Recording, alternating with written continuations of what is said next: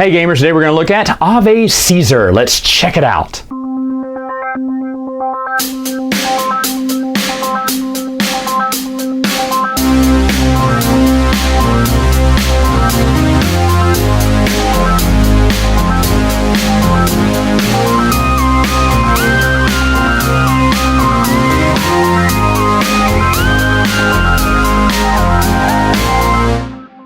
Setup for the game is very simple. There are two sides of this board. If you don't want to race this track, there's another track you can race.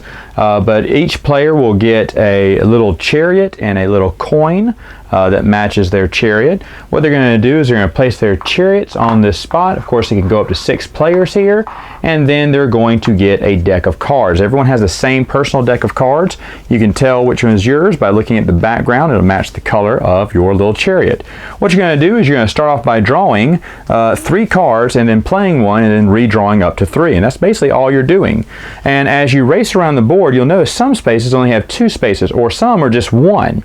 And what that is, it's almost like you can block other players, or you actually can block other players in this game. So for instance, if red was there and green was there and I played a 2, well, I could only move 1 space because you cannot pass through other players. So spaces like this where it kind of bottlenecks, if you were there, then you'd be blocking other players and they may have to waste some of their big high value cards. And remember, everyone has the same deck, so if you're using up your big values on moves like that, it's going to hurt you when you have cards of a 1 and you're wide open here. Now, the game goes for 3 laps, and on one of those first 2 laps, you must go through the Emperor's Alley here, and once you get to the center or pass through the center, you have to toss your little coin in to the Emperor's, basically paying tribute to him. Now, it doesn't matter if you do that on the first or second lap, but you can't do it on the final lap. If you forgot by then, it's too late, you won't win. And of course, this has a lot more spaces than these do, so it'll take a little bit longer to race through here, but everyone has to do that as they're racing around the track. And of course, the first one to finish after 3 laps wins. Final thoughts, what do I think about the game? I played this game a few years ago at the BGG SpringCon. Me and my nephews absolutely loved it, and I said, you know what, it's just a fun, simple racing game. All right, kind of like how Formula E is. But I said, you know what, I'll go ahead and get this because the pieces are nice and the game was quick and easy to play. Yeah, let's get it.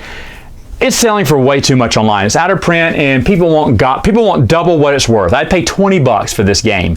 Maybe 30, but 20 bucks seems to be the sweet spot, and you're not going to find it for 20 bucks anywhere. 60 bucks, 50 bucks, 80 bucks.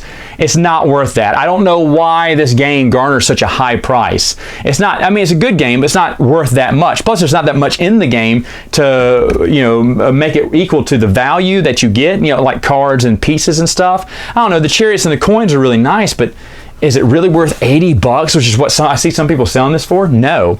So why did I get it? Well, first off, I made this big trade with someone, and in it, I gave away an overpriced game that's just not worth it for me, and I got Ave Caesar instead, which is a game that I will play more than the game I traded. So for me, it's well worth my time. For you, no, you should avoid this game. Formula E is cheaper if you can find it. It's basically the simple same type of race game, maybe a little bit more fun than Ave Caesar, I don't know, but yeah, unless this goes into reprint, unless it goes for like 30, 20 bucks, 20 bucks really, it'd be worth it. Other than that, it's a simple little race game. I love it, but it's just not worth the price. All right, gamers, that's all the time I have for now. Until next time, game on.